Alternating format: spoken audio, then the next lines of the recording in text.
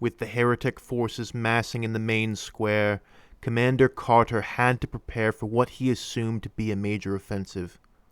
Through his magnoculars he could see traitor forces of all kinds.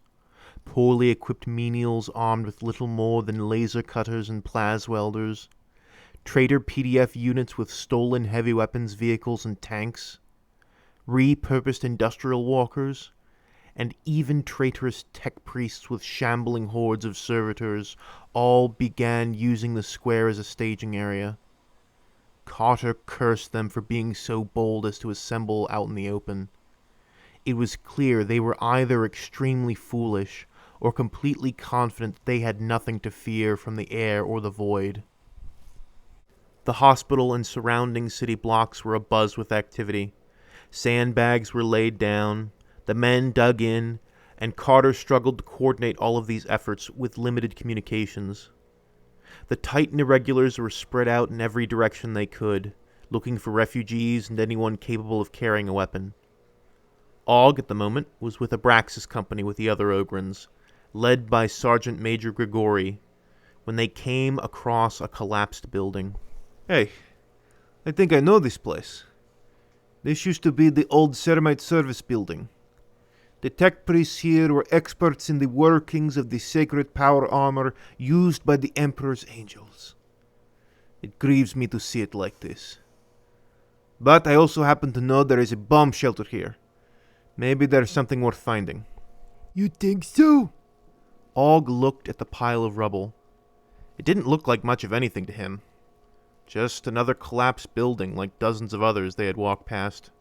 The shelter should be in the southeast corner. Right here. Start digging right here, Ogryns. Yes, sir, Mr. Gregory, sir. Digging through the broken rockcrete rubble was a lot harder than digging in the dirt. Most of the time, the Ogryns were just using their massive hands to haul out broken bits of building away. The shovels were of no use. Ogg wished that someone with a big mechanical diggy shovel would clear the debris instead of him. He'd rather be smashing heads. But a lot of the time, war was doing stuff like this. Digging, sitting, waiting, building stuff, playing face punch with other Ogryn. Though if Ogg had to do any of that stuff, digging wasn't the worst. After a few hours of work, Ogg lifted a final heavy slab of rockcrete, uncovering what looked like a hole into complete darkness. As the dust settled, Ogg peered inside.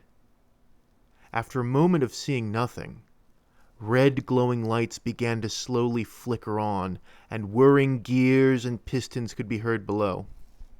It is about time. It has been 62 hours, 17 minutes, and 54 seconds since I have been trapped down here. Oh, that's a lot of lights. How many of you are down there? It's just me, Endorsed Anatoros Technicos. Everyone else down here are my prized servitors. Very few have been programmed to serve the sacred power army, you see.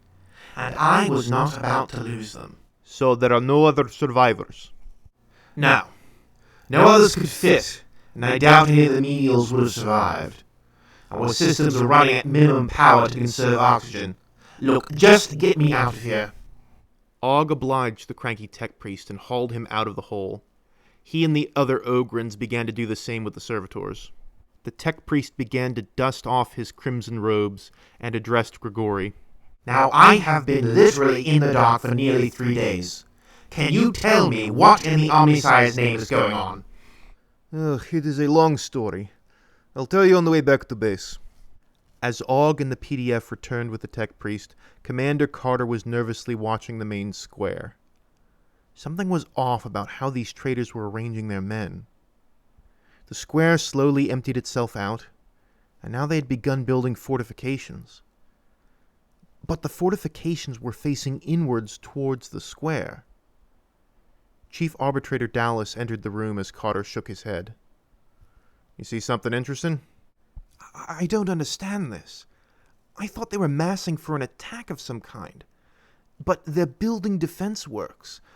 I can see sandbags, and I can see gun emplacements in the buildings all around the square. And they're all facing inwards. It's as if they're expecting us to come bursting out of the ground.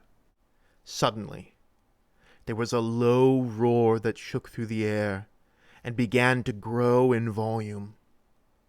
The heretics started to leap into action, taking their positions and manning their guns. The sound grew louder and louder as the hospital began to shake. Commander, I don't think they're expecting us from below. Suddenly, a great shadow fell over the dense clouds that perpetually surround Polis, as the roar of thrusters drowned out most other sounds. A great shape slowly sunk beneath the smog of the city, and it began to descend. It was amazing, incredible to see. A massive, Invincible-class battleship. The sheer size of the thing made Carter's mouth go slack. Then it quickly snapped shut, and Carter's eyes went wide. Oh no. That's it. That's what they're after. That's why they attacked with the Navy still in orbit. They're forcing them to ground. They want the ships. These traitors want the fleet. That's what they're after. Chief Arbitrator Dallas watched as the massive ship drew closer to landing and took a drag on his low stick. Well, I suppose we'll just have to stop them. No man do they call me. My mother and my father, and all my comrades as well. Thank you all for listening to the latest episode of Ogg the Ogryn. If you enjoyed what you heard, please leave a like and a comment so that you too can come to horrifying realizations about the plans of your enemies. If you haven't yet subscribed, please do so in order to hear more stories about scheming heretics and adorable Ogryns. If you'd like to support me, you can do so via Patreon or PayPal or Teespring. The links to all of those will be in the description. And if you have absolutely no idea what's going on, you can click on the Ogg the Ogryn Returns playlist and start from the beginning, which should be appearing on screen right now. Thank you all once again for listening. No Man out.